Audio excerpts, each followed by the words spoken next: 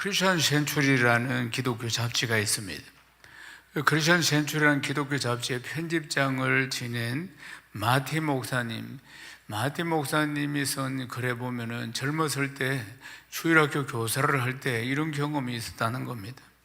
그가 주일학교 3학년 교사를 하고 있을 때 그 반에는 필립이라는 이 초등학교 3학년 이 필립이라는 아이가 정서적인 장애를 가진 아이가 있었습니다. 그 반에는.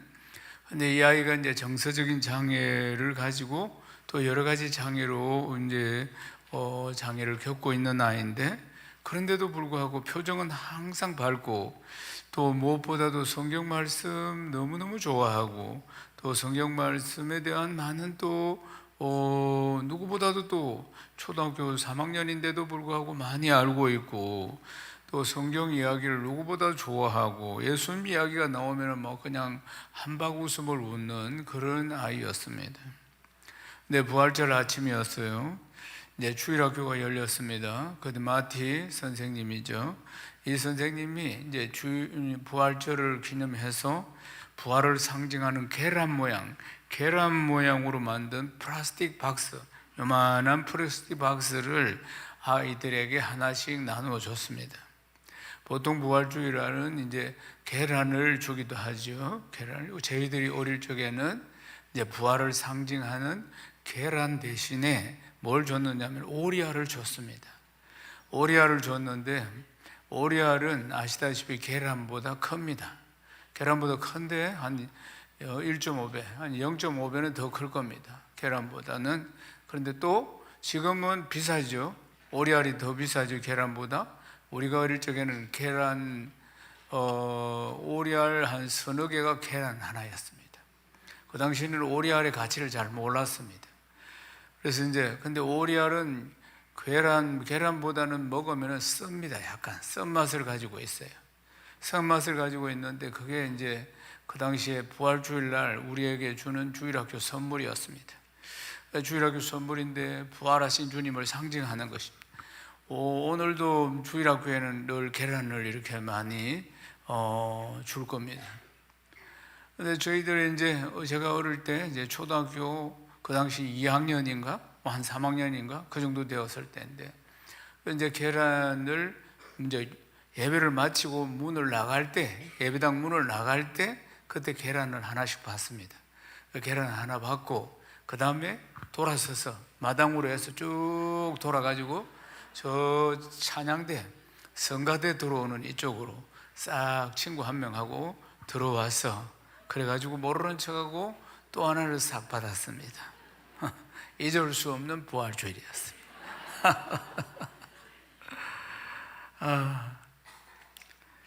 그런데 이제 이 필립이라는 아이가 이제 부활주일 이제 아침에 이런 일이 일어난 거예요. 선생님이 이제 계란 모양으로 된 플라스틱 조그만한 박스를 만들어서 아이들에게 선물로 줬습니다.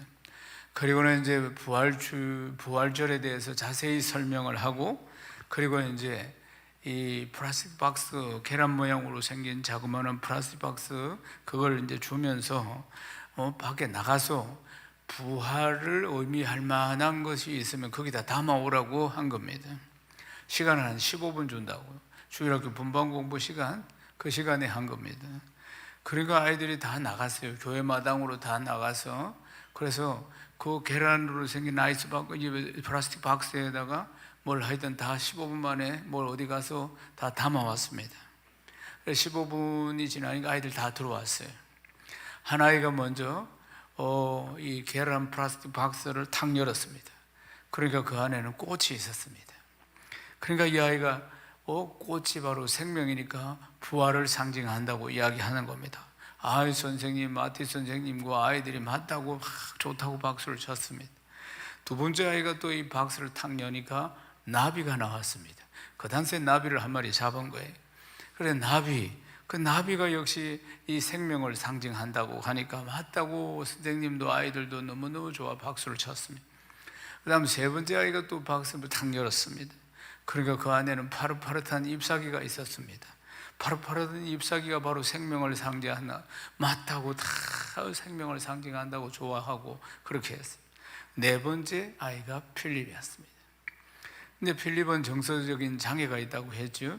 필립이 순서가 왔습니다. 학생들이 필립이 어떻게 하는가 주목을 하고 있습니다. 그런데 필립이 한참 말을 못하고 이 박스만 들고 이렇게 있는 겁니다. 그러니까 아이들이 웅성웅성하기 시작했습니다. 선생님이 괜찮다고 필립을 안정시키고 한번 열어보라고 친근하게 말을 해줍니다. 필립이 용기를 내가지고 계란 플라스틱 박스를 탁 소리와 함께 열었습니다. 그런데 거기에는 놀랍게도 아무것도 없었습니다. 학생들이 막 웃으면서 손가락질을 합니다. 역시 필립이야, 아무것도 못 가져와서 수근수근하고 웃고 떠들고 난립니다. 그게 한편으로는 비아냥거리는 소리일 수도 있습니다. 그때 필립이 나지막하게 한마디 했습니다. 예수님의 무덤은 빈 무덤이잖아요. 그렇게 이야기한 것입니다.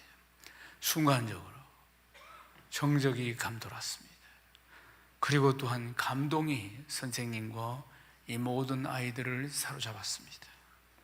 교실 안에 이 아이들과 선생님은 아무 말도 할 수가 없었던 것입니다. 사랑하는 여러분, 예수님의 무덤은 빈 무덤입니다. 지금까지 종교 지도자들이나 자칭 신이라고 하는 자들이나 그리고 또 성인이라고 하는 자들은 다 무덤을 크게 짓고 자랑합니다. 그러나 우리 예수님은 부활하셨습니다. 성지순례 가보시면 예수님의 무덤은 빈 무덤입니다. 사랑하는 여러분, 예수님은 사망 권세를 깨뜨리시고 죽음을 이기시고 오늘 새벽에 부활하셨습니다. 다시 한번 하나님께 영광입니다. 할렐루야, 아멘. 요한복음 11장 25절에서 26절 말씀 함께 읽겠습니다. 예수께서 이르시되 나는 부활이요 생명이니 나를 믿는 자는 죽어도 살겠고 무릇 살아서 나를 믿는 자는 영원히 죽지 아니하리니 이것을 네가 믿느냐? 나는 부활이요 생명이니 나를 믿는 자는 죽어도 살겠고 살아서 나를 믿는 자는 영원히 죽지 아니하리라. 이것을 믿습니까? 아멘입니까? 성 어거스틴은 젊은 시절에 방탕한 생활을 많이 했습니다. 그런데 일평생 이 성 어거스틴 이 아들을 위해서 평생을 기도로 살았던 그 어머니가 돌아가시기 전에 아들 어거스틴에게 이렇게 말을 하고 유언을 남깁니다. 네 아버지는 선교하느라고 아프리카에 묻혔다. 거기에는 내 무덤도 준비되어 있고 나도 그 옆에 묻히기를 원했다. 그렇지만 나는 아무데나 묻어다오. 내가 어디에 묻히든 장례를 어떻게 치르든 상관없다. 세상 끝날에는 내가 그 어느 곳에 있든지 하나님께서 나를 부활시킬 것이고 나는 곧 우리 부활의 주님을 뵙게 될 것이다. 이것이 부활의 신앙을 가진 사람들의 자세인 줄로 믿습니다. 우리가 살든지 죽든지 다 우리가 주님 것임을 믿습니까? 그렇습니다. 주님의 부활 안에 사는 사람은 언제 어디서든지 주님의 부활이 내 삶이라는 사실을 것을, 주님의 부활이 또 나의 부활이라는 사실에 대해서 하나도 의심하지 않고 그대로 믿는 줄로 믿습니다. 예수님은 부활이요 우리의 소망이요 우리의 위로인 것입니다. 예수님의 부활이 없었다면 우리는 주님과 아무 상관이 없는 자들일 것입니다. 주님의 부활이 없다면 여기에 우리가 앉아있을 이유도 하나도 없는 것입니다. 주님의 부활이 없다면 기독교는 소망이 없는 종교가 아니겠습니까? 이 부활이 있는 종교는 이 땅에 만들어낸 무엇이든지 부활은 없습니다. 흉내조차 낼 수도 없습니다. 생각조차 할 수가 없는 것입니다. 오로지 살아계신 하나님만 하실 수 있는 것입니다. 그래서 가장 영광스럽고 가장 자랑스러운 역사가 아닐 수가 없는 것입니다. 그렇지만 주님의 제자들은 이 상황에서 이게 믿기지 않았던 것입니다. 누가복음 24장 9절에서 12절 말씀 함께 읽겠습니다.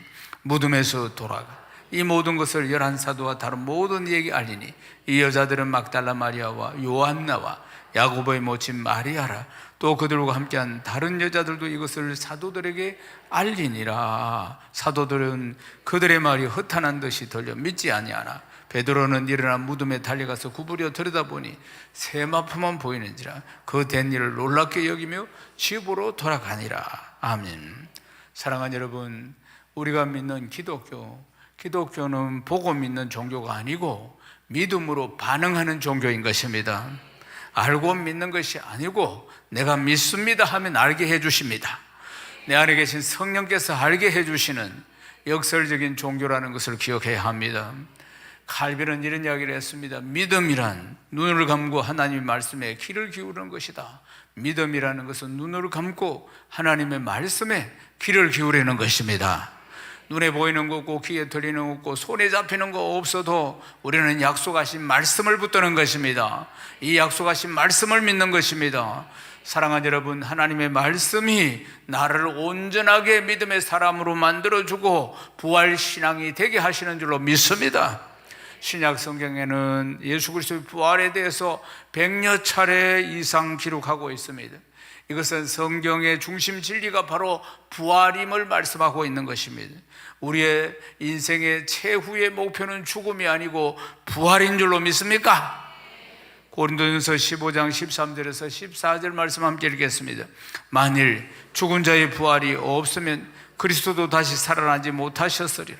그리스도께서 만일 다시 살아나지 못하셨으면 우리가 전파하는 것도 헛것이요 또 너희 믿음도 헛것이며. 사랑하는 여러분, 부활이 없다면, 예수 그리스도의 부활이 없다면 우리의 믿음이 헛것이라 그 말입니다. 부활은 참으로 역사적인 사건입니다. 부활의 생명과 그 능력은 이것을 믿는 자에게만 나타나게 되는 줄로 믿습니다. 부활의 믿음이 있어야지 소망을 가지게 되는 것입니다. 사랑하는 여러분, 인간에게 소망이 없다는 것은 그 죽음 그 자체인 것입니다. 그런데 우리에게는 소망의 예수 그리스도, 부활하신 예수 그리스도가 있습니다. 우리는 부활을 본 적도 없지만은 우리 안에 계신 성령께서 예수 그리스도의 부활을 1000% 만프로 믿게 해주시는 것입니다. 아멘이십니까?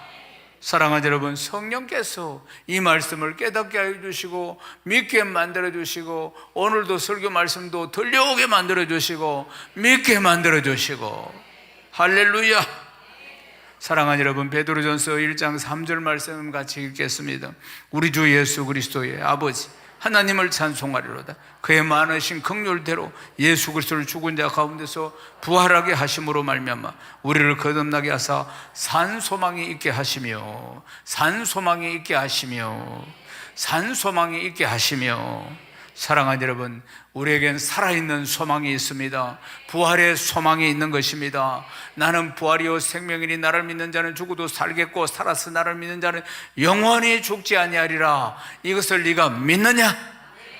아멘입니까? 믿으면 두 손 들고 아멘입니다. 아멘. 사랑하는 여러분, 산 소망이신 예수 그리스도 우리 안에 계시는 건 아니겠습니까? 사랑하는 여러분, 오늘은 그리스도께서 죽음에서 부활하신 날을 기념하는 부활주일입니다. 우리 안에 죽음을 이기신 예수 그리스도의 산소망, 이 부활의 소망이 살아있는 믿음이 충만한 날 되시기를 주의 이름으로 축원합니다. 예수 그리스도의 이 부활 사건은 하나님께서 나와 함께 하신다는 가장 위대한 증거 아니겠습니까? 예수님이 부활하셔서 디베랴 바닷가에서 밤새도록 고기를 잡다 헛당친 제자들을 찾아오십니다. 밤새도록 그들이 물고기를 잡았지만은 한 마리도 잡지 못했습니다. 왜 그들이 다시 업으로 돌아갔을까요? 예수님이 붙잡히시던 날 밤에 그들이 살려고 다 도망을 갔습니다. 그 전날 최후의 만찬을 나눌 때 내가 고난의 십자가를 지고 내가 죽고 부활할 것이다라고 말씀하셨는데도, 그런데도 주님, 저는 절대로 주님 떠나지 않습니다. 베드로 사도는 목숨 걸고 나는 생명 걸고 주님 지킵니다. 주님과 같이 죽습니다. 살아도 같이 살고 큰 소리를 빵빵 치고, 우리도 마찬가지입니다. 제자들도 그런 소리를 했는데 막상 주님이 잡히시던 날 그날 밤에 전부 다 주랭랑을 다 쳤습니다. 베드로도 도망을 갔다가, 그런데 빌라도 법정에서 마당에서 이제 밤새도록 신문을 당하는 주님을 멀찌감치 따라다니면서, 그래서 모닥불 앞에서 보고 있다가 주님이 닭 울기 전에 네 3번 나를 부인할 것이다, 그렇게 말씀하셨어요. 그러니까 닭 울기 전에 3번을 나를, 예수님을 부인합니다. 마지막은 저주하면서 부인합니다. 그때 닭이 꼬꼬댁 울었다는 것입니다. 그러니까 베드로가 꼬꼬댁 우는 닭소리와 함께 예수님이 하신 말씀이 생각나서 통곡하며 울었더라. 이게 제자들의 모습이었습니다. 사망 권세를 깨뜨리시고 부활하신 주님이 그들이 모여있는 두려움에 떨고 있는 그들에게 나타나셨습니다. 부활하신 주님, 도마가 그때 없었는데 도마는 못 믿겠다, 그 뒤에 나타나서 어떻게 부활할 수가 있나, 못 믿겠다, 나는 정말 눈으로 보고 손으로 만져봐야 믿겠다. 그러니까 주님이 또 한번 나타나셨습니다. 도마 만져봐라, 내 손바닥 옆구리에 창자국 다 만져봐라. 보고 믿는 자가 보다, 보지 않고 믿는 자가 더 복되도다. 우리가 더 복된 줄로 믿습니다. 여러분, 성령께서 우리 안에 성령께서 믿게 해주시는 것입니다. 사랑하는 여러분, 부활하신 주님을 만났지만은 그들은 자격지심에 몸을 떱니다. 우리는 베드로부터 나는 주님의 제자가 될 자격이 없어, 나는 그런 사람이 못 돼, 그러면서 그냥 베드로가 낙심을 하면서 나는 이제 다시 내 주님의 제자가 될 수가 없어, 나는 너무나 부족한 사람이야, 그래 나는 다시 디베라 바닷가 업으로 돌아갈란다. 그러니까 다 따라 나섰습니다. 형님 나도 뭐 별 수 있습니까? 그러면서 쭉쭉쭉, 거의 대다수가 어부였기 때문에. 그래서 그날 저녁에 디베라 바닷가로 다 갔습니다. 디베라 바다가 갈릴리 호수는 밤에만 고기를 잡습니다. 낮에는 날이 뜨겁고 물이 맑아서 고기가 다 밑으로 내려갔다가 밤이 되어야지 올라오는 겁니다. 그래서 그들이 밤새도록 고기를 잡았지만 한 마리도 잡지 못했습니다. 무엇을 의미합니까? 주님이 없는 인생은 빈손 인생, 주님이 없는 인생은 빈배 인생입니다. 그렇습니다. 그들이 허탕을 친 그 새벽에 아침 안개가 자욱해서 앞이 보이지 않는 그 디베라 바닷가에 주님이 먼저 가셨습니다. 모닥불을 피워놓고, 그리고 또 아침을 준비해놓고, 그리고 그들에게 묻습니다. 예수님이 그들에게, 얘들아 고기 많이 잡았나? 물어보니까 누군지는 모르지만 새벽에 그 안개 속에 목소리가 하나 들려오는데 무심코 한 마리도 못 잡았습니다. 그러니까 그물을 배 오른편에 던져봐라. 그러니까 그들이 홀린 듯이 오른쪽으로 쑥 던졌습니다. 그러니까 그물이 찢어지도록 153마리가 올라오는 일들이 일어난 겁니다. 그래서 그물이 찢어지도록 만선이 되는 일이 또 일어났습니다. 그때 처음 베드로가 주님 만날 때도 그런 일이 일어났습니다. 그때 센스가 제일 빠르고 나이가 어린 요한이 주님이시다, 이런 일을 기적을 행할 분은 주님밖에 없으니까 주님이시다, 그러니까 행동이 제일 빠른, 말보다 행동이 더 빠른 베드로가 물속으로 펑펑 뛰어들었습니다. 그래서 허겁지겁 수영을 해가지고 바닷가로 나왔지. 물이 줄줄줄줄 흐르고 있는데 모닥불 앞에 섰는데 할 말이 없습니다. 주님 앞에. 사랑하는 여러분, 요한복음 21장 14절에서 15절 읽어보겠습니다. 이것은 예수께서 죽은 자 가운데 살아나신 후에 세 번째로 제자들이 된 것이라. 그들이 초밥 먹은 후에 예수께서 시몬 베드로에게 이르시되, 요한의 아들 시몬아, 네가 이 사람보다 나를 사랑하느냐 하시니, 이르되 주님 그러하나이다. 내가 주님을 사랑하는 줄 주님께서 아시나이다. 이르시되 내 어린 양을 먹이라 하시고, 그리고 주님께서 조반을 다 먹이신 뒤에 베드로에게 묻습니다. 베드로야, 네 나 사랑하나? 3번을 물었습니다. 똑같은 질문으로.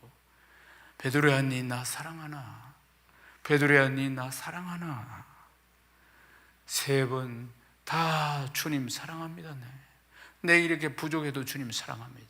이렇게 도망갔어도 나 주님 사랑합니다. 사랑하는 여러분, 오늘 우리가 이렇게 귀하고 복된 예배의 자리에 온 것은 주님을 사랑하기 때문입니다. 고난주간에 새벽기도를 잘 못했어도, 평상시에 신앙생활을 잘 못했어도, 부족함이 많이 있어도 한쪽 마음에는 지극히 우리 주님 사랑합니다. 우린 늘 연약하고 늘 부족합니다. 사랑하는 여러분, 그때의 제자들이나 우리나 또 그때 제자들에게 물어보신 것이나 오늘 아침에 우리에게 물어보시는 것이나 똑같습니다. 우리를 오늘 이 부활주일 예배에 불러주셔서 그리고 묻습니다. 니 나 사랑하나? 사랑하느냐 니? 사랑하는 여러분, 베드로에게 하신 이 질문이 여전히 우리에게도 들려주시는 질문인 것입니다. 이전에 우리가 이 말씀을 가지고 부른 찬양이 참 많이 있습니다. 갈릴리 호숫가에서 주님은 시몬에게 물으셨네. 사랑하는 시몬아, 넌 날 사랑하느냐? 오 주님, 당신만이 아십니다. 사마리아 우물가에서 주님은 여인에게 물으셨네. 사랑하는 여인아, 넌 날 사랑하느냐? 오 주님, 당신만이 아십니다. 풍성한 예배당에서 주님은 이 성도가 아니고 자기 이름을 넣습니다. 성곤에게 물으셨네. 사랑하는 성곤아, 넌 날 사랑하느냐? 오 주님, 당신만이 아십니다. 우리 같이 찬양하시겠습니다.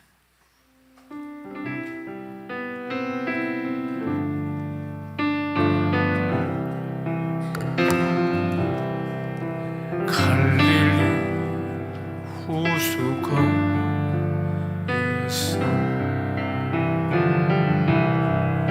주님은 시몬에게 물으셨네.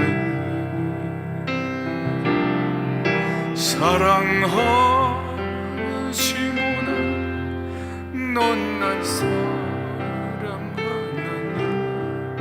오 주님, 당신만이 아십니다. 사마리아 우물가에서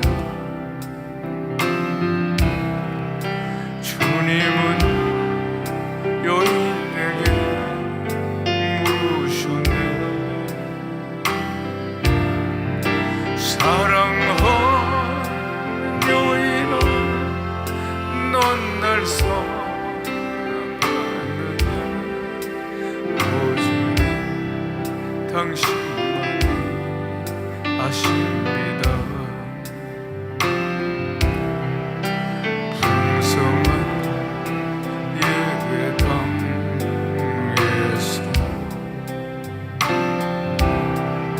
주님은 성곤에게 물으셨네.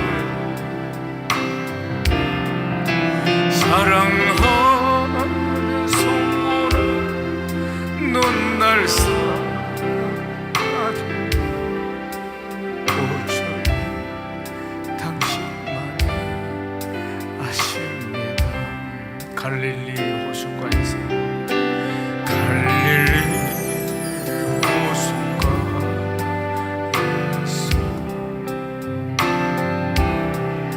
주님은 시몬에게 물으셨네.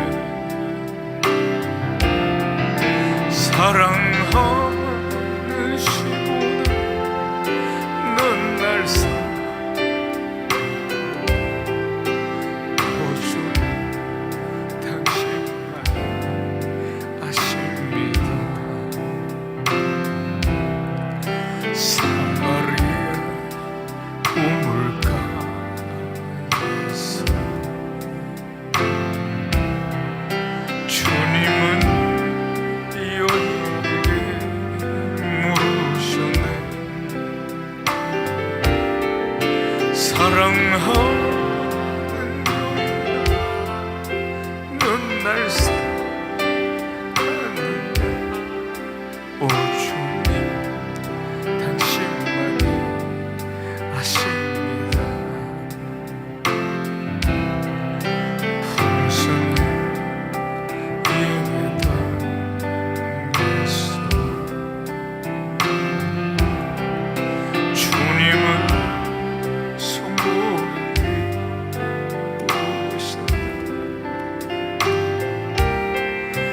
사랑하는 성부는 늘 오직 당신만이 아십니다.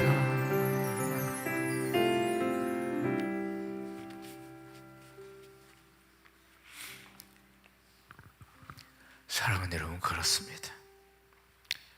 우리가 부족해도 우리 주님 사랑한다는 거 우리 주님 다 아십니다. 사랑하는 여러분, 우리가 주님을 사랑하기에 오늘 이 자리에 나온 것 아니겠습니까? 우리가 주님을 사랑하기에 또 우리 셀가족을 사랑하는 거 아니겠습니까? 우리가 부족하지만 주님을 사랑하기에 몸된 교회를 사랑하는 것입니다. 우리에게 맡겨주신 귀한 직분들, 그걸 잘 감당하기 위해서 우리가 몸부림치는 이유도 우리가 주님을 사랑하기 때문인 것입니다. 사랑하는 여러분, 항상 기억해야 합니다. 우리가 끝까지 우리 주님을 사랑하는 것이 순종이고, 우리가 끝까지 우리 주님을 사랑하는 것이 충성이고, 우리가 끝까지 주님을 사랑하는 것이 사명인 줄로 믿습니다. 부활하신 주님이 우리에게 말씀하셨습니다. 마가복음 16장 15절에서 18절 함께 읽겠습니다. 또 이르시되 너희는 온 천하에 다니며 만민에게 복음을 전파하라. 믿고 세례받는 사람은 구원을 얻을 것이요 믿지 않는 사람은 정죄를 받으리니 믿는 자들에게는 이런 표적이 따르니 꼭 그들이 내 이름으로 귀신을 쫓아내고 새 방언을 말하고 뱀을 집으며 무슨 독을 마실지라도 해를 받지 아니하며 병든 사람에게 손을 얹은 적 나으리라 하시더라. 아멘.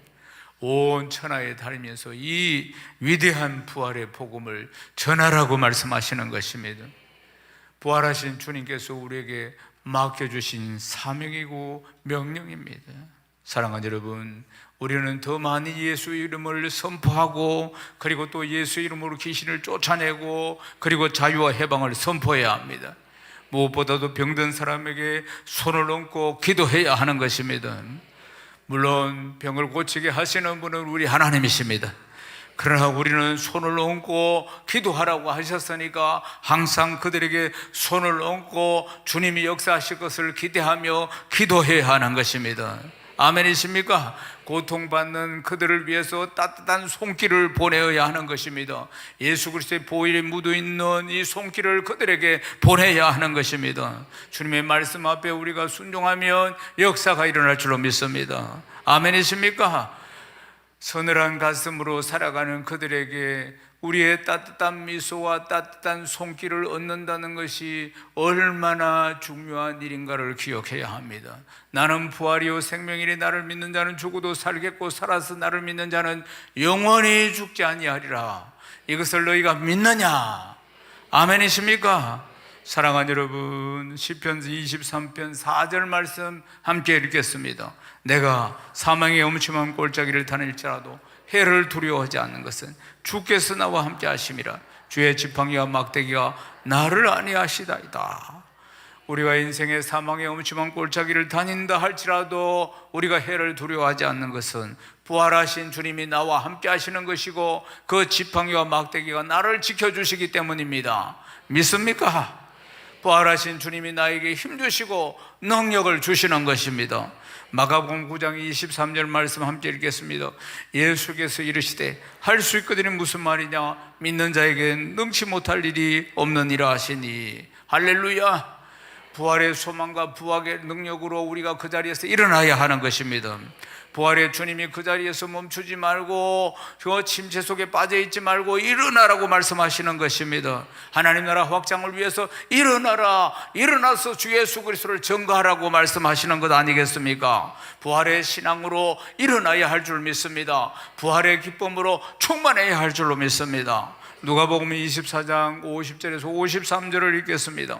예수께서 그들을 데리고 베나디아까지 나가사 손을 들어 그들에게 축복하시더니 축복하실 때 그들을 떠나 하늘로 올려지시니 그들이 그에게 경배하고 큰 기쁨으로 예루살렘에 돌아가 늘 성전에서 하나님을 찬송하니라.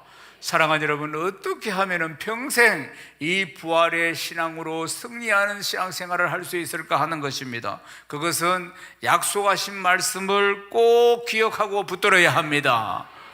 눈에 보이는 거 없고 귀에 들리는 거 없고 손에 잡히는 거 없어도 우리의 감정, 조속으로 왔다 갔다 하는 감정, 내 기억, 내 경험은 진리가 아닙니다. 진리는 오직 하나님의 말씀인 것입니다. 안식 후 첫날에 이 새벽에 여자들이 예수님의 시체에 바를 향품을 가지고 무덤을 찾아갔습니다. 그런데 무덤에 예수님의 시체가 보이지 않으니까 금세 근심하기 시작합니다. 그런데 근심하고 있을 때 그때 하나님의 말씀, 우리 주님이 늘 주시던 말씀이 딱 기억이 났습니다. 그 말씀을 딱 붙드는 순간 근심이 기쁨으로 바뀌게 됩니다. 어떤 말씀을 이 여인들이 붙들었겠습니까? 누가복음 24장 8절 말씀입니다. 함께 읽겠습니다. 그들이 예수의 말씀을 기억하고, 그러니까 예수님이 돌아가시기 전에 하셨던 말씀이 기억이 났다는 것입니다. 어떤 말씀일까요? 누가복음 24장 7절 말씀 함께 읽겠습니다. 이러시기를 인자가 죄인의 손에 넘겨져 십자가에 못 박히고 제3일에 다시 살아나야 하리라 하셨느니라 한데, 아멘. 제3일에 다시 살아난다고 하셨던 그 말씀이 기억이 나서 이 근심이 기쁨으로 바뀌었다는 거 아니겠습니까? 기쁨으로 바뀔 뿐만 아니라 확신이 가득했습니다. 그래서 이 사실을 제자들에게 전했습니다. 누가복음 24장 9절을 읽겠습니다. 무덤에 돌아가 이 모든 것을 11사도와 다른 모든 일에게 알리니. 사랑하는 여러분, 부활의 신앙이라는 것은 내 감성으로 인정하는 신앙 아닙니다. 약속하신 말씀을 붙드는 것입니다. 아멘이십니까? 내 감정이라는 것이 어떤 때는 뜨겁다가 어떤 때는 식었다가, 여기가 내 신앙의 자리가 아닌 것입니다. 내 신앙의 자리는 반석과 같은 이 말씀인 줄로 믿습니다. 사랑하는 여러분, 어떤 상황 가운데서도 이 약속하신 말씀을 확실히 붙들어서 기쁨과 확신 가운데 살아가는 신앙이 반석 위에 세워진 부활의 신앙임을 믿습니까? 우리는 참으로 연약합니다. 지금까지 신앙생활 하면서 많이들 경험하고 있습니다. 사랑하는 여러분, 오늘 본문에도 보면은 예수님의 가장 사랑받은 수제자인 베드로의 연약함을 이 상황 가운데서도 볼 수가 있습니다. 누가복음 24장 12절에 보면 이 여인들의 말을 듣고 베드로가 즉시 무덤을 향해 달려갑니다. 그래서 정말 예수님 부활했는지, 이 여인들이 이야기하는 것처럼 부활했는지 그걸 확인하고 싶어서 달려갔습니다. 그런데 베드로가 그것을 빈 무덤을 보고, 눈으로 보고 어떻게 했습니까? 놀랍게 여기며 집으로 돌아갔더라. 성경은 이렇게 기록합니다. 사랑하는 여러분, 예수님의 부활 사건이 성도에게는 놀라운 사건이 아닙니다. 왜요? 당연한 것입니다. 왜요? 예수님이 누누이 말씀하셨기 때문입니다. 성경에 누누이 말씀하셨기 때문에 사흘 만에 부활하실 것이라고 분명히 말씀하셨다, 그 말입니다. 그러니까 이것은 너무나 당연한 것입니다. 베드로는 가장 가까이에서 수제자로서 예수님이 내가 죽고 4일 만에 부활할 것이라는 이야기를 여러 차례 들었는데도 불구하고 눈으로 보고, 그러면 당연하다, 이것이 이렇게 여겨야 하는데, 그런데 놀랍게 여겼더라는 것입니다. 이것이 베드로의 연약함이요 우리의 연약함인 것입니다. 사랑하는 여러분, 우리가 이 안에 있는, 내 안에 있는 이런 믿음이 눈으로 보아서 받는 그런, 눈으로 보아서 생기는 신앙이 아니고, 감성적으로 이렇게 감성적으로 믿어서 생기는 신앙이 아니고, 오직 말씀을 의지함으로 부활의 신앙을 확신하는 것입니다. 여러분 믿습니까? 부활의 신앙을 확신해야 모든 믿음 생활에서 승리하게 됩니다. 사랑하는 여러분, 또한 잘못된 죄의 습관에서 벗어나 부활의 신앙을 또한 경험해야 합니다. 많은 사람들이 마음에 깊은 상처들을 안고 평생을 살아갑니다. 심지어는 예수를 믿어도 치유되지 않는, 회복되지 않는 마음의 상처 때문에 신앙이 성장하지 못하고, 그냥 은혜를 그렇게 깊이 받지 못하고 깊은 은혜 속으로 나아가지 못하고 형식적인 종교 생활에 머무는 사람들이 많이 있습니다. 왜 그럴까요? 이 깊은 마음의 상처는 잘못된 죄의 습관을 만들기 때문에 그렇습니다. 상처는 또 다른 상처를 만들고 또 가족과 주변 사람들에게 상처를 줍니다. 마음의 상처가 치유되지 못하면은 이 마음의 상처가 깊어지고, 그 깊어지면은 마음의 병이 되고, 마음의 병이 되어서 나타나는 현상이 뭐냐면 습관적인 죄를 짓게 되는 것입니다. 습관적으로 그 죄를 반복하게 되는 것입니다. 이것이 영적인 생활에, 신앙생활에 치명적인 위협을 가져다 주는 것입니다. 이런 잘못된 습관적인 죄, 이 습관적인 죄의 습관이 하나님의 깊은 은혜에 이르지 못하도록 축복의 문을 닫게 만든다는 것입니다. 사랑하는 여러분, 부활의 신앙입니다. 부활의 신앙이 뭡니까? 예수 그리스도가 사망 권세를 깨뜨리시고 나의 모든 죄를 다 담당해 주시고 내 인생의 모든 굴레를 다 담당해 주시고 내 마음의 모든 상처까지도 싹 다 담당해 주시고, 그리고 십자가에서 죽으시고 사망 권세를 깨뜨리고 부활하신 것입니다. 사랑하는 여러분, 오늘 부활주일에 모든 습관적인 죄를 전부 다 벗어버려야 합니다. 아멘이십니까? 갈라디아서 2장 20절에 내가 그리스도와 함께 십자가에 못 박혔나니 그런즉 이제 내가 사는 것이 아니고 내 안에 그리스도가 사는 것이라, 그 말입니다. 예수 믿을 때 십자가에 그 상처받은 나, 습관적인 죄로 내 범벅이 되어 있는 나는 십자가에 못 박혔다는 걸 기억해야 합니다. 사랑하는 여러분, 우리 교회는 상징이 이 십자가 3개입니다. 십자가 3개 하면은 풍성한 교회입니다. 그런데 제가 이 십자가 3개를 우리 교회 건축할 때, 그때 2005년도에 건축할 때 십자가를 원래는 4개를 하려고 했습니다. 4번째 십자가는 우리가 달린 십자가니까, 갈라디아서 2장 20절에 내가 그리스도와 함께 십자가에 못 박혔단 말이에요.